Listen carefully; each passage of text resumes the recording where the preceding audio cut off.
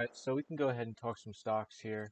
Um, my main focus kind of inevitably being SPX. Um, so this is the structure that I think is developing going forward, right? Personally, I think that we have seen most likely, based on the timing and the subsequent structure that has developed, we have most likely seen a top be put in. Now it's speculative and there's no real glory or need to try to time the top, but what I do see based on the structure and the potential lower highs that have developed, right, is something that is very reminiscent of last point of supplies being put in, right? So I talked, I don't remember the last video I made, but I talked about the potential for this gap to kind of have a path of least resistance established. It's a little bit more clear on SPY. Through 676 and the draw be to 671, the potential for a floor at 655 being put in that could mark us down to the lower 600 range going forward this year. And the overall stagnant structure with a bearish looking energy and oil sector and a timing window that opens up post March and post quarterly expiration, allowing for shorts to really get aggressive as these kind of dispersion, these flows pitting us on the indexes, and this dispersion can become less impactful. And what I mean by dispersion is just the individual constituents moving away from each other, right? We have rotations, we have names stalling, we have names rallying to new highs in the sectors, respectively, and it really pins the indexes, which is why we've seen, very minimal movement this entire year. We're up down 1% the entirety of this year. We haven't really moved much since Q3 and Q4 of 25. So with that being said, post quarterly expiration, you'll more than likely see a window that opens up vulnerably for the shorts. And what's developing here, I think, is like I said on this SPX chart, most likely going to be our last point of supply, right? So we potentially have our UTAD that comes in. Here's the January CPI print. Here's a notable like hanging man footprint as we fell the highs. We kind of have a test of demand after this weak pop off of the gap, and then the breakdown, another attempt to market up off this gap, digesting this bar by bar imbalance from the 12th of February. One, two, three gap downs in a row, right? And we kind of see this gap down on Monday that's very, very peak fear off the Iran news. That's really met with more than likely a passive seller into the Friday gap and the lower high territory. I was really eyeing this short, right? Because what happens here is we have a lot of peak fear, we have a big VIX spike, and we're going to see those kind of the ask kind of lay it back, right? And that bid see a little bit of follow through into the bear gaps, but that ask really passively wait for those options to get crushed, volatility to kind of reset a little bit, and for an opportunity to kind of trap a lot of these people that get very long.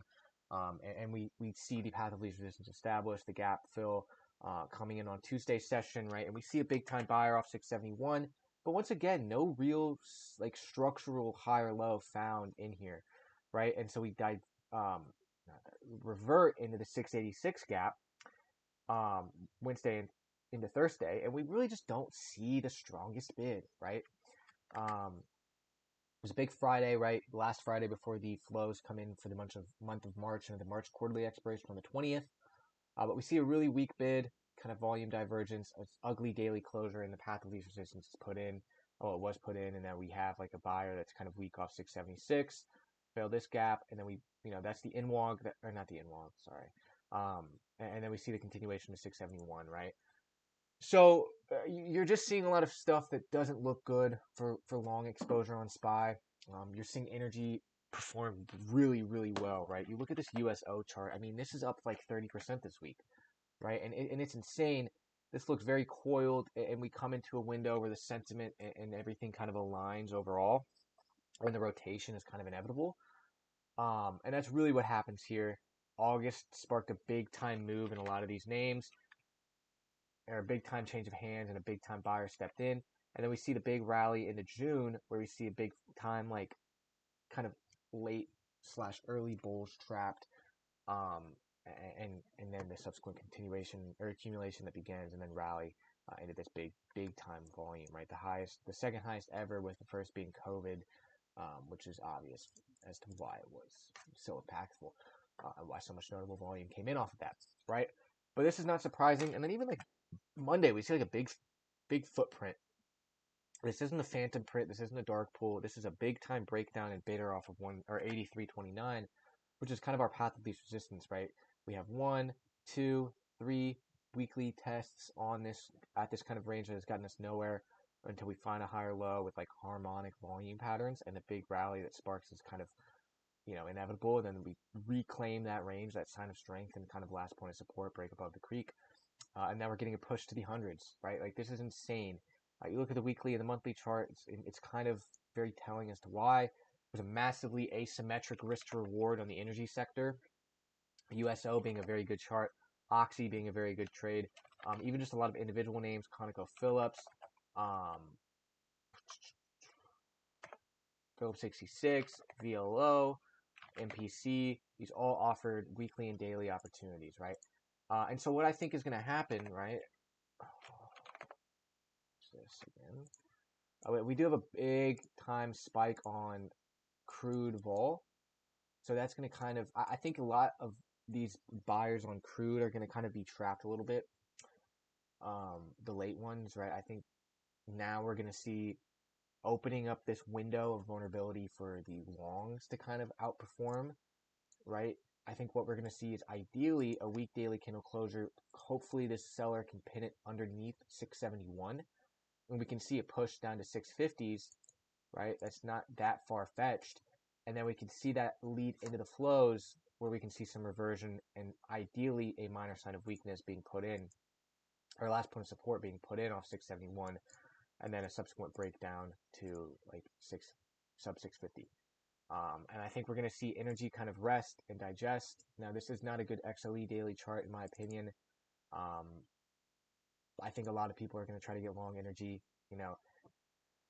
It was a good time to get long energy after Venezuela for a little bit of a continuation. It really wasn't like the best, in my opinion. Well, it actually was a pretty good opportunity to get long.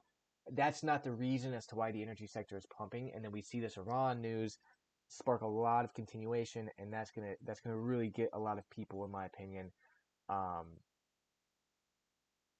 that want to get long energy at the end of this kind of cycle.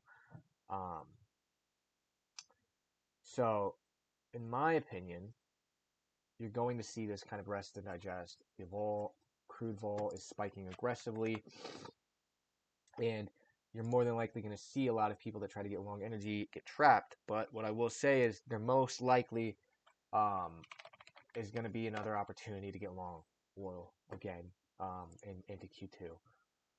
But with that being said, there's a couple of opportunities that I like going forward. One thing I will say that is a big time red flag is the weakness in XLF. I've discussed this in extent in the past. I do think that this is still a longer time frame distribution, and this was just our kind of sign of weakness in April, because when we rally, we have no real structure and continuous distribution at the highs. And we see a 5% candle a couple weeks ago, right? And we continue to bleed on this. This looking gross is not a good sign. So hopefully what we can see here is a bleed on XLF into around the 48 to 49 range that can then offer like a lower high into a really good short opportunity to take this sub 40. This is not a good look. I've discussed, why. I think this is a distribution. You look at a lot of individual names. Schwab is putting in really, really disgusting footprint, like an 8% week, I think, if I'm not mistaken, 11% week. And a lot of these names just don't look good. And they didn't look good in April. They didn't look good in March. I shorted them in March. They didn't look good in the summer. But what we see the summer of George, we see this rally in the new highs that is met with continued distribution and a lack of significantly harmonic structure. And that's something you really, really have to pay attention to, in my opinion. And a lot of people don't understand as to why this was a daily distribution within a longer term distribution. And I think it's the same with SPY and SPX as well. This was a daily distribution within a longer time frame distribution. I do still have a very bearish outlook that I think can take us beneath April lows. I think there's going to be a lot that kind of comes into play for that, though. Probably some interest rate yields, bonds, something. I'm not very savvy with those, but I do think that something like that will happen in the future. However, there's no real edge for me to execute on that, right? So the Microsoft trade I think looks really good, and it's something I am going to look for going forward via MSFU. It just doesn't really offer like a clean opportunity right now. I think either if we find like a nice pop and higher low, whether it be like a pop, a failure at the gap, and we find a higher low, that's a good opportunity to take this to the full fill. That's going to be a watch for me. I think a lot of these names, IGV has made a good reversion with a lot of volume backing it off the April lows. I do think that that is kind of pivotal, but um, I also kind of think that the way that this set up, it could be done. I don't know. I'm a little speculative on that. There's a lot of these names that look kind of good still. CRM looked a little bit good. It looks a little bit good after that earnings weekly candle, and Adobe as well off the COVID lows. There's not really an opportunity that jumps out to me risk to reward wise, even on commons, unless it's a little bit of a longer term position. Although I do think that 468 is a good target on Microsoft. So I'm just waiting. Like I said, I could get pretty bullish from March 9th to March 31st, but we'll have to see. I think most likely April expiration is when we can really slam the puts and the short-sided exposure. NVIDIA offers a short at this 186 to 189 range. There's not really a substantial bidder here. There's not really a healthy pattern developing in here. And it's more or less like mitigation of this imbalance. But I'm a little skeptical on taking a short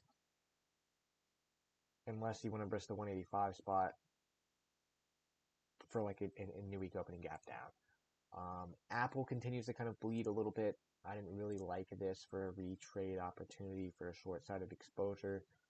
I don't even know what I just said. We'll have to see how this develops going forward. And Meta, still looking at 695 if there's an opportunity that presents itself.